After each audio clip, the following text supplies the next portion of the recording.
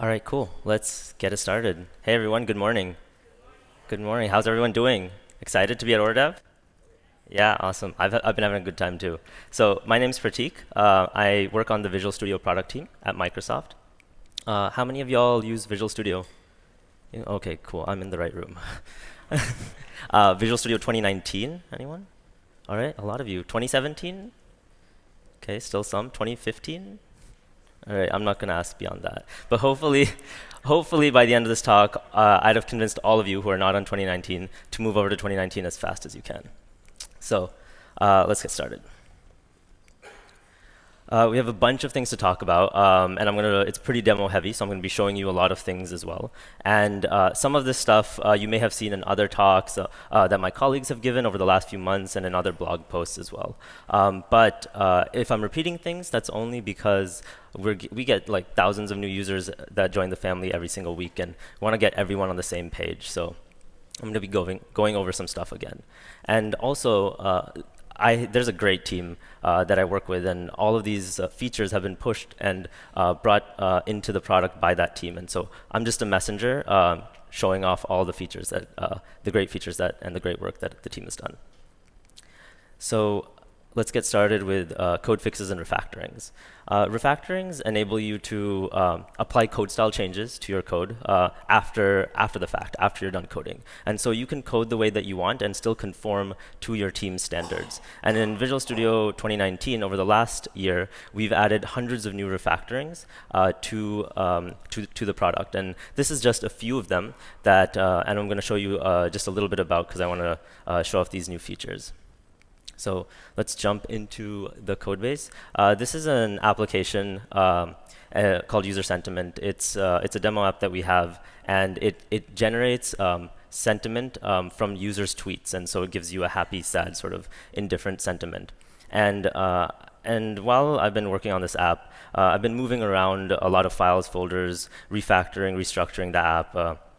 And so if I move a file into a folder, then I have to go and just like change the namespace by myself, and I have to do that manually for every time I do it. And so that's always annoying. So, but now I have this little screwdriver over here, and that's the quick actions menu. So I can hit Control Dot or open that. And what that does is, if I hit Control Dot, oops. There we go. It automatically suggests which folder structure I'm in, and asks me to change the namespace. So it smartly, intuitively tells you which folder I can move. I've moved this file to, and suggests to change the namespace like that. So I can get that change really quickly. I also have a switch statement over here, and it's pretty long and verbose. And so if I hit Control Dot on the switch statement, I have the ability to convert that switch statement to a switch expression. And once I do that, that code is a lot more readable and a lot more compact now. And so switch expressions are a feature of C# 8. So if you're using that, then you can use switch expressions, which are really cool. And I'm going to jump over to emoji search. And I have some code that I wanted to write over here. And I'm going to continue writing that. And what I want to show you is I need to use this method, JSON convert. And it's giving me the IntelliSense for the suggestion for this JSON convert method, which is in the newtonsoft.json library. But if I go up, I don't have newtonsoft.json in my usings list, but I do have the dependency on it in my project list. So when I type and look for that, IntelliSense is giving me that suggestion for that unimported type. And so now your suggestions list is way bigger than it usually is. And if you don't want to see those extra suggestions, you can just use this filter button, and then you don't see any suggestions that aren't in your list of usings. But I do want to get that suggestion right now, and I will add that. And now you can see that using has been imported automatically into my file. So does that automatically for you as well. And now I want to finish this line of code a little bit and add this variable. And we have a lot of different ways to generate variables within your scope. And a new one that we've added once I enter Control Dot is the ability to generate a parameter. And so I can generate this parameter, and it adds it to my methods argument list automatically as well. And if I look at the next line, there's wrap chaining calls over here. And these chain calls, I want to make it a little bit easier to read. So I have a new suggestion over here to wrap this call chain. And this was actually a community contribution to our open source repository. And around 30% of our contributions or refactorings come from the community. So big thank you to continue contributing and to help us improve the product with those community contributions. And now I can see this list a lot easier, and I have some needless duplication over here that I just can remove and make that a lot easier. Cool. And then let me go into this file. I did have some if conditions that I wanted to take a look at, and I have these two if conditions in this if statement, and I wanted to put a breakpoint on just one of them. And so this was a community suggestion to split if statements. And so if I hit Control Dot, I can split this into two nested if statements, and that automatically does that without any change in the logic. And that was a community suggestion, and it was a really high community suggestion, so we put that into the product. And I can do the opposite as well. So if I hit Control Dot on a nested if statement, it checks if there are any outer if statements that it can merge with. And so if I accept that refactoring, it puts it back into a single line, and so it makes the code more compact. And I also have, we've always had Control KC and Control KU for commenting code, but now I can also do Control K/ to comment a line of code. And if my cursor is anywhere in that line, I can hit Control K/ again to uncomment that line. And if I wanted to comment a block of code, that's Control Shift/, and Control Shift/ comments that entire block. And again, if I hit Control Shift/, it uncomments that entire block of code. And so those were two very popular shortcuts in VS Code. And so we wanted to bring them into Visual Studio as well, and so we did that.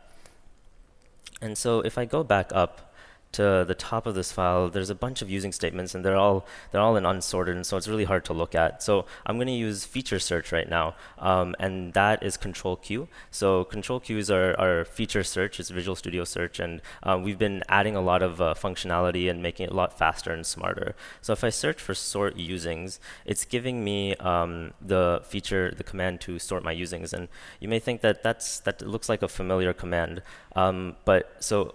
This is a story of how feedback is so important to us. We had seen that remove usings and sort usings were two commands that were used together quite often, and so we combined them into a single command, remove and sort.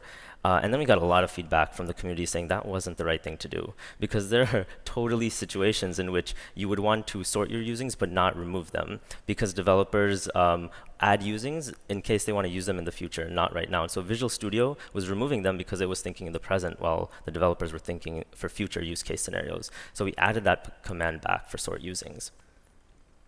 And so sort usings sorted those using statements, and it looks a lot better now. I can also decide where to place my usings right now. And so they're outside my namespace, and I can use Control Q again to go to my code style options. Oops, if I can spell right. But did you see, even if I spelled it wrong, it is getting that result. So there's fuzzy search as well, so cool. And hit my code style options. And if I go down here, I can use these code styles for my entire project. And so right now they're inside my namespace, and I want to make it outside my namespace and make it a suggestion, so I get that code style more regularly across my whole project and accept that. So those were code style options. And let's move on. So those were a bunch of refactorings that we had, and all our code fixes and refactorings are powered by analyzers, and that's our Roslyn analyzers. And Roslyn analyzers are basically our .NET compiler platform analyzers. And analyzers are a tool that give you diagnostics and error reporting while you're typing. So you don't need to wait until you build to actually see those errors. And they manifest in the editor as little squiggles. So if you see those little squiggles in your editor, then that means those are Roslyn analyzers running in the background. And so if I open my error list, this is where I can see any of the results from my analyzers. And I have a filtering over here. So I can see errors, warnings, and messages. Those are the 3 types of errors that we have. And there's also a 4th type called hidden. And you can't see that because, well, it's hidden. But I can see the warnings here, and these 2 are over here. And I can also set the severity and change the severity of the warnings using my EDITORCONFIG file. And that's a good segue into EDITORCONFIG and code cleanup. So for those of you who don't know, EDITORCONFIG is a single file that lives inside your in your repository, and it documents basically all of your code style options. And it can be a single file, or you can have multiple places, and it just affects everything that is under that project root. So I have my editor config underneath my solution, and this is where it is. And it's part of my source control as well. So any changes I make to it get pushed to my source control, and so folks who are in my team and pull down the same repository will be able to get the same code style options that I have in my editor config. So if I go down a little bit, I can show you guys the using directive placement code style option that we were talking about before. And right now, it's set to outside namespace, but silent. So I can bump up the severity of that to warning. And I get some completions right here, and those are basic TextMate bundle completions. And so I've bumped that to warning. And if I now look at my error list, I see a bunch more warnings now based on my using directives. And so if I click on that, it takes me to this class, and those green squiggles indicate that these usings are in the wrong place. So I can hit Control dot, and there we go. I almost thought I didn't sacrifice enough to the demo gods today. So I can move my misplaced usings, and they will jump up there and the squiggles will go away. I also see that I have a couple of faded using statements over here. And if I hover over that, Visual Studio tells me that these using directives are unnecessary. So I can hit Control dot to remove them, or I can use my one-click code cleanup. And code cleanup is this broom icon here at the bottom of my editor. And what that does is it applies a set of fixes and refactorings to the document that I'm in. And I can do that with the icon, or I can hit Control-K-E, which is the shortcut for that. And so you may be thinking, that's just to my document. What about if I wanted to apply code cleanup to my entire solution? Well, that's an excellent question. So I can right-click on my solution here and do Analyze Code Cleanup. And I can run either of my profiles for code cleanup. And so I have 2 profiles, and I can configure those profiles as well. And we've seen folks use profile 1 for a very fast cleanup, so it's a lighter cleanup that they run pretty regularly, and then profile 2 for a heavier cleanup that you can maybe run before you push a commit. So those are code cleanup configurations. And yeah, so I'm looking at this warning as well, and if I hover over that, it's telling me to add a serializable attribute to my class. And this isn't an analyzer that's built into Visual Studio. It's part of a NuGet package called Microsoft Code Analysis FXCOP Analyzers. And what we did is we put a lot of the popular analyzers into a NuGet package that you can just import. It was too verbose to build it into the IDE, but you can import that NuGet package, and I've imported it, and I have it right over here under analyzers, and you can see all of the analyzers that are part of it, and I can right-click and edit the severity, set the severity of these analyzers to whatever I want it to be. And a brand new feature that we've just added as well is the ability to set the severity of your analyzers from within the editor itself. So I can set the severity of this serializable analyzer and bump it up to an error.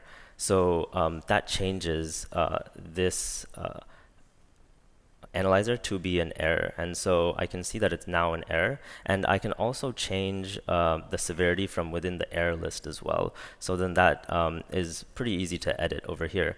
And you can see that any of this change that I made, if I go to my editor config and scroll down to here, then this analyzer has been added to my editor config as well with the severity of error. So if I don't have that analyzer, it'll add it to my editor config. And if I don't have an editor config, Visual Studio will automatically generate one for me.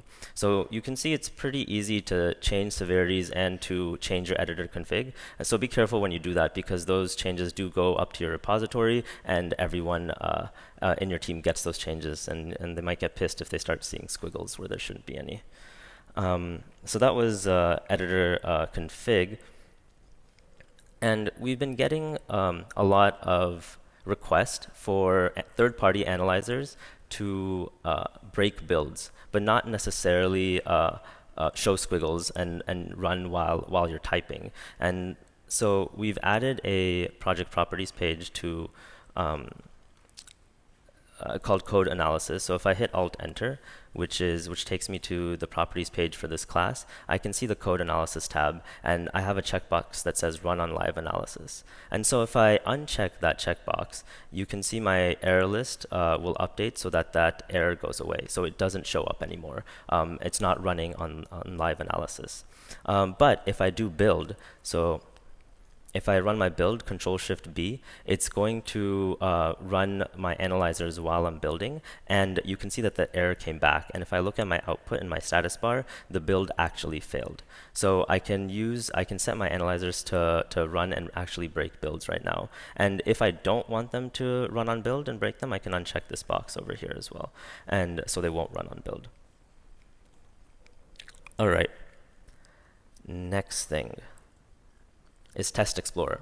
So we've revamped Test Explorer quite a bit in Visual Studio 2019. So I'm going to run my tests over here. And we've seen that customers have super large test sets, more than 200,000 tests.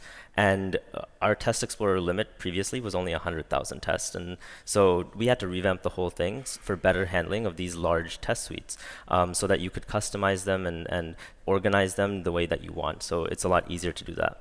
And so while these tests are running, I can see that I can filter, first of all, based on my past and failing tests. And so that shows right here at the top. And I also have a few buttons, extra new buttons. So I can run failed tests as well as repeat the last test run.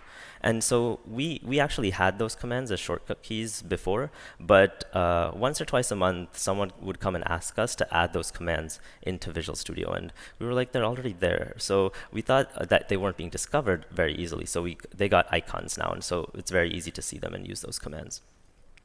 So you can also, in your Test Explorer, customize your columns. So I have a duration column right here, and maybe I was doing some performance tests before, and so I needed that. But if I don't want to see it, I can right-click and hide that column completely. And so I only need to see what I want for those specific tests. And there's a new column called Target Framework.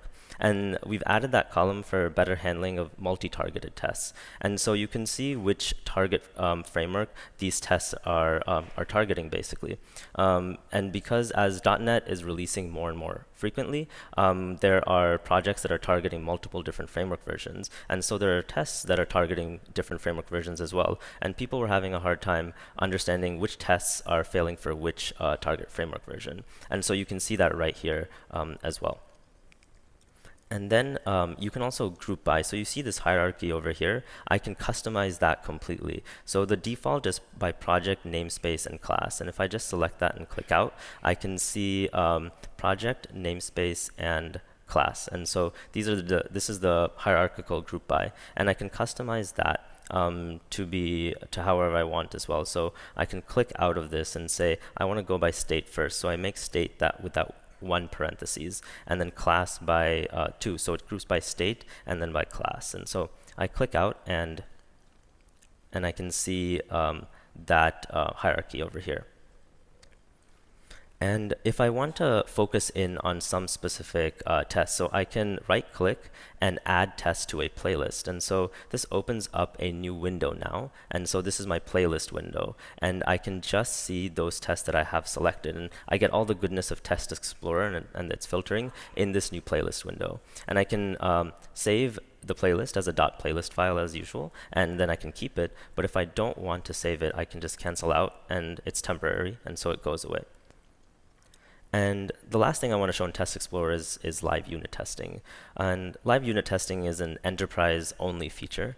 And what it does is it runs tests in the background. And so it's always analyzing your code. And with every keystroke change that you make, it runs those tests that are affected by that code.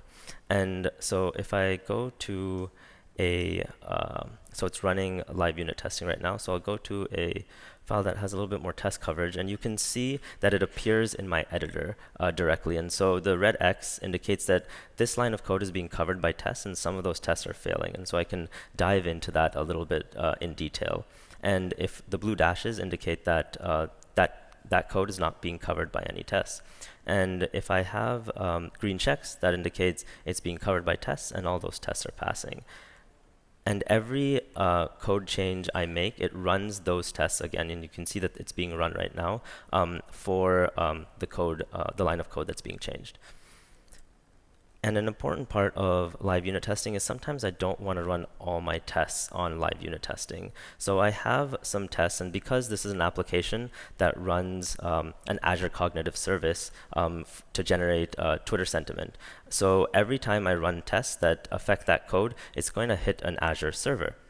And if it does that every single time, it's going to give me a huge Azure bill at the end of the month, and I don't want that. So I can skip certain tests when live unit testing, and I have that category for that.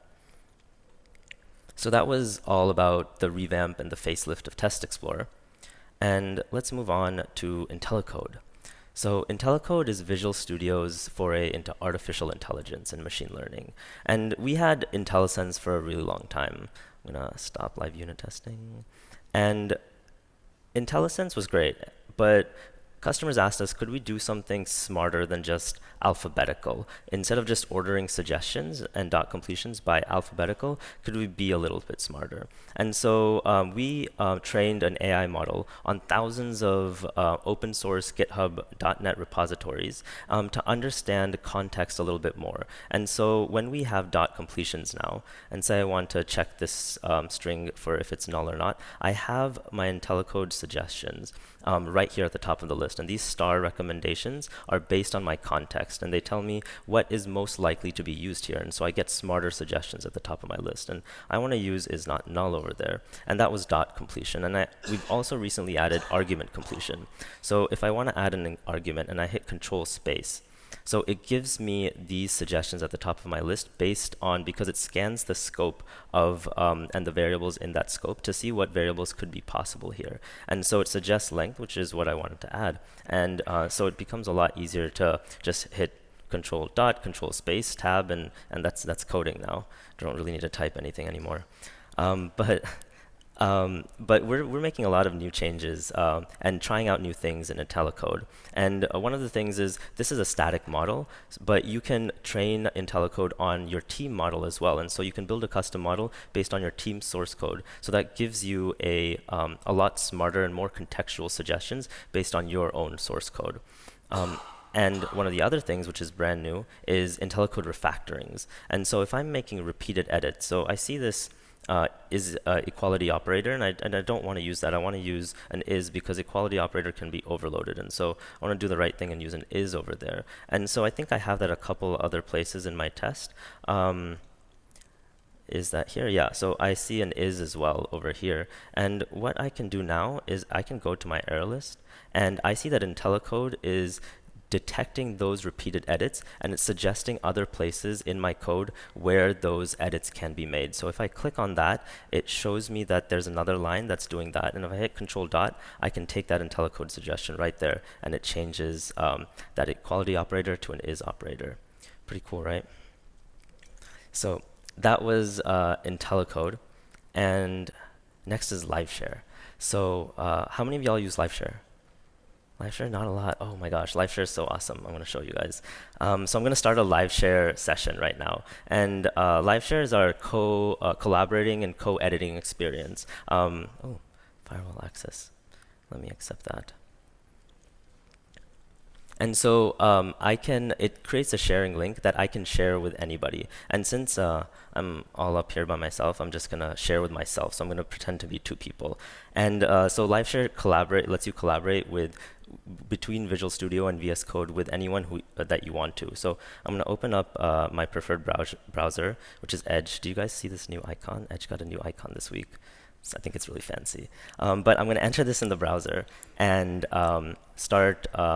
And it's going to open up this prompt. And my preferred editor for LiveShare is VS Code, so it's going to ask me to open VS Code. And so I'm going to open VS Code as well on this machine. And let's just assume that these are two different machines. I have my guest, which is on VS Code, and my host, which I created the LiveShare session on, which is Visual Studio. And so it's going to connect me to my full context in Visual Studio through VS Code. And it's going to load this file tree, and I'm going to get full access as my guest into my solution in Visual Studio where my host is. And so it's joining that collaboration session. And once I get that, I'm going to get a full editing experience. I can debug. I can step through the debugger. I get access to my terminal and shared servers.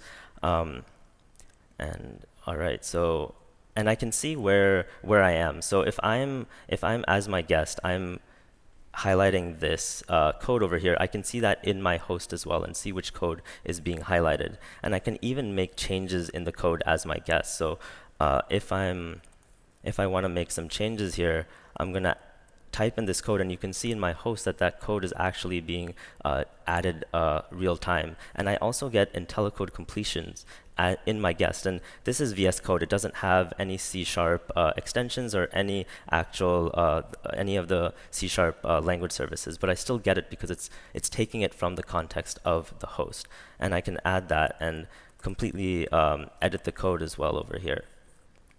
And those changes get added into my host as well. So LiveShare gives you great power to collaborate. We've seen people use it for pair programming remotely, as well as like if you want to ask any questions to a remote teammate and you want to quickly let them see your code base and make changes and help you out over there.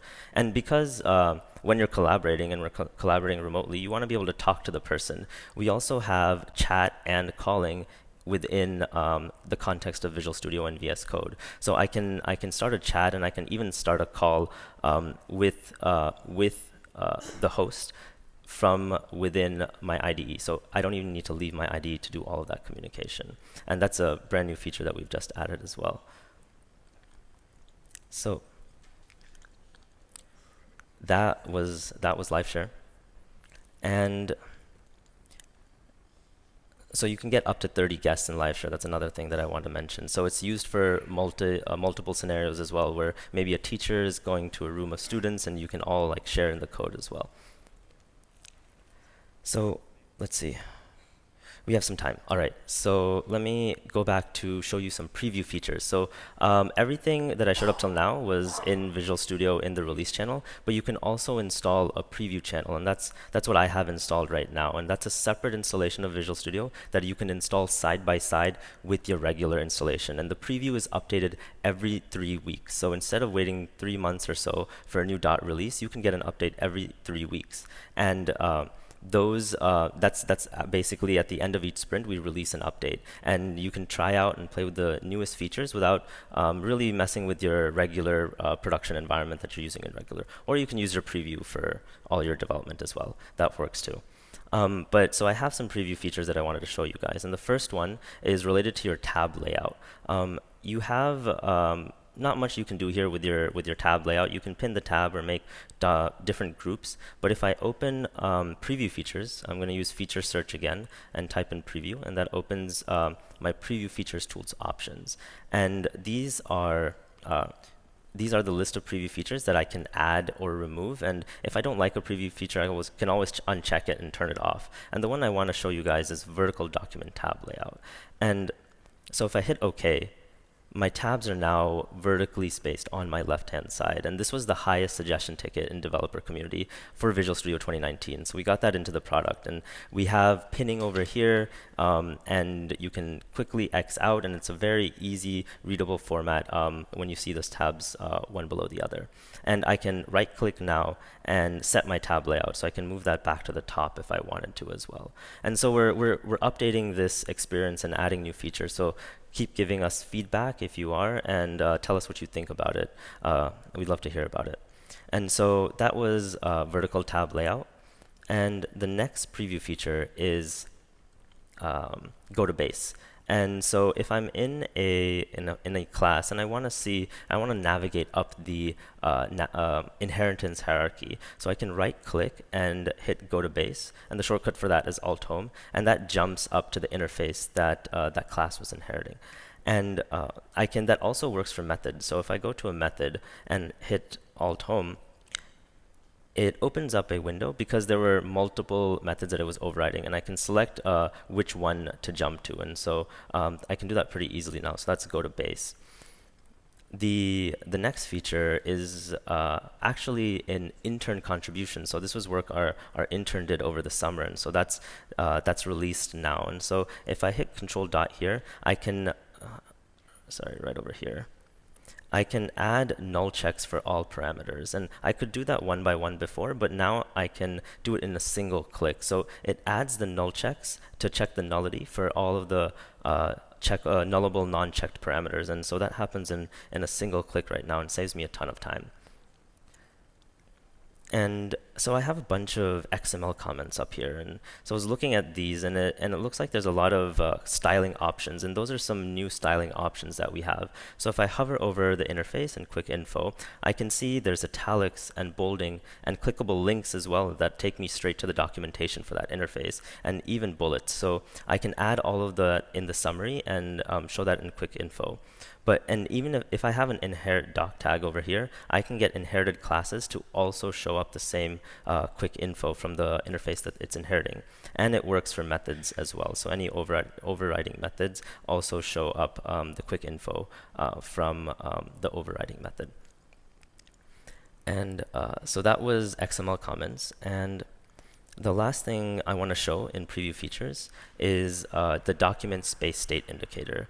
And so this little option over here tells me that my document is now in spaces, and I can hit Control W just to show you that these are all spaces, and I can switch them to tabs as well. So whatever you prefer, spaces or tabs, you can easily set that in the document. And if I change something a little bit and I accidentally add spaces, then it shows me that this is in a mixed state, and I can go back here and switch it all to spaces. So maintain that spaces tabs consistency right there. So those were the preview features, and all of that you can install and get immediately just today itself if you want to install the preview. And we have some more time, and so I'm going to show you a sneak peek. So this is something that hasn't been released yet, and we haven't shown it off at all. And I have my preview instance of Visual Studio here, but I also have another instance, which is my master branch, basically, of Visual Studio. And so this I've taken straight from one of our developers, and and I'm really excited to show you this this feature, which is basically searching in remote repositories from inside Visual Studio. So you can use all of your navigation, go to files, go to find in files, go to implementation, code search to search cross repositories. So you can search not only what is local here, but other repositories that are online. And so this is a solution that I'm not very familiar with, but I would need to change the name and rename this interface. But I want to see where else it's being implemented. So I can go to implementation, that's Control F12, and it pops open this tool window to show me that, okay, so this interface is being implemented here, and there's columns for source and origin. And so this is a local symbol source. So this is in my solution that I have open right now, and it tells me which solution it's in. But if I scroll down a bit, it also shows me results from Azure DevOps Search. And so this is telling me that this implementation is in a repository that is online within the same Azure DevOps project that I'm in, and it tells me which repository it is. And so if I scroll down and open this, it takes this file and it actually downloads the file. And so this file is a read-only file that's been downloaded from my online repository. And you can see if I hover over, it's in my local temp folder. So it's not actually a part of my solution, but just downloaded locally for the time being. And I can take a look at it. And let's say I'm interested in this string, TypeScript React, and I wanna find out where else it is. So I can do Control-Shift-F, find in files, and now not only my entire solution, but I can also search in my repositories as well. And so I can search for this string in all of my repositories that are local as well as online. And I can also filter by file type. So these are only searching for .cs classes, but I can also add negations or exclusions. If I don't want to search in specific folder paths or specific file types, I can add that as well. So I'm going to search for CS classes, hit enter, and it'll find in files. And it's searching in all the files online as well. And you can see that was still pretty fast. That's because we've revamped find in files to be 2 times faster for regular search and 10 times faster for pattern search. So that was find in files. And let's say I want to, let me open up this file over here so I can see how this string is being used. And I see that it's being used here, but I want to check out what this method is and what this method actually does. So I'm going to copy it, and I'm going to open Control Q. So that was, Control Q was code search, but I'm going to actually search for getGrammars, which is a method, and I'm going to move to the code tab. And now what it's doing is Control Q is a code search that searches for files, types, members that are local in your solution as well as remote in your repository. So these results are remote. You can see the cloud icon in the repository that it's in, and also the file that it's in. So that was so I can open that as well, and it's opened up all these files in read-only mode for me, downloaded them for me. And so that was cross-repository code search, it's a brand new feature. We're still tweaking it a little bit, and it'll be releasing pretty soon. So once it does, please give us feedback on it. Tell us what you think. We love hearing feedback from all of our customers. And that was basically everything that I wanted to show you guys today. Developer community is always open. Please give us feedback on that. You can also give us feedback directly from Visual Studio. Hit that little talking person icon and give us suggestions or report problems. I have all the productivity tips and refactorings that I showed you. Those links are also available online. And contribute to our open source repository if you have a chance to engage with the team there. And because all of that is open source, and we're trying to be more open and communicate more often and more frequently with all of the developers using Visual Studio. So that's all I have for today. Thank you so much. I'll be around if you have questions.